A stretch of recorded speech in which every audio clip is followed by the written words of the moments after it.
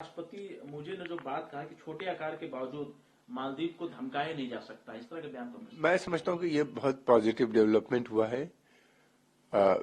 जो दो राजनयिकों की जो मुलाकात हुई है, इंडियन ऑफिशियल और मालदीव के ऑफिशियल की, इससे यह है कि रिलेशन थोड़े टेंशन, जो गुस्सा और ये सब था, उसमें आने वाले समय में कमी पूरी होगी। दूसरी बात यह है कि मोइजो ने जो बात कही कि धमकाया नहीं जा सकता, भारत किसी को धमकाता नहीं, भारत की ये नीति ही नहीं है, आज से नहीं हजारों साल से। और ये भारत चाहता है कि सभी देशों से उसके अच्छे संबंध हो। भारत की पॉलिसी ये है कि नेबरहुड फर्स्ट की है, और मालदीव हमारा बहुत पुराना मित्र देश है। भारत चाहता है कि वहां पर डेवलपमेंट हो, प्रोग्रेस हो।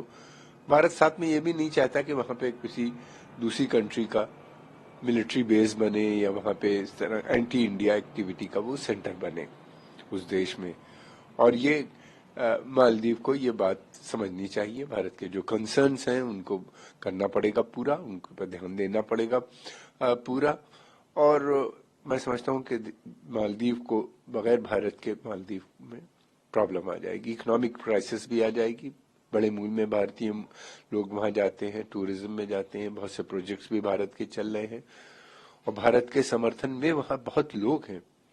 चाइना को अब चाइना ने जो कुछ किया श्रीलंका में या पाकिस्तान में, जिस तरह से उन्हीं ने बेल्ट एंड रोड इनिशिएटिव या चाइना पाकिस्तान ने जो इकोनॉमिक कॉरिडोर बनाया है, उसको सब जानते हैं कि उससे न तो पाकिस्तान का फायदा हुआ, न चाइना का, न श्रीलंका का।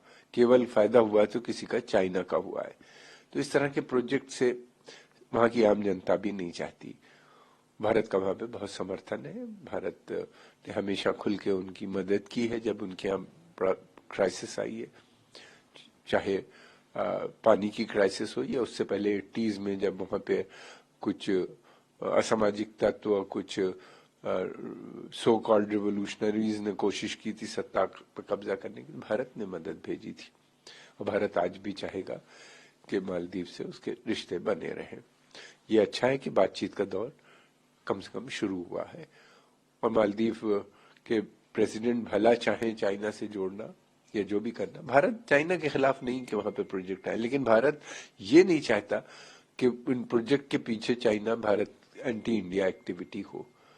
डीप सी पोर्ट पे, जैसे कि वो बॉर्डर पे बना रहे हैं, नेवल बेस बना रहे हैं भारत के खिलाफ, भारत को जो चारों तरफ से घेरने की जो उनकी नीति है,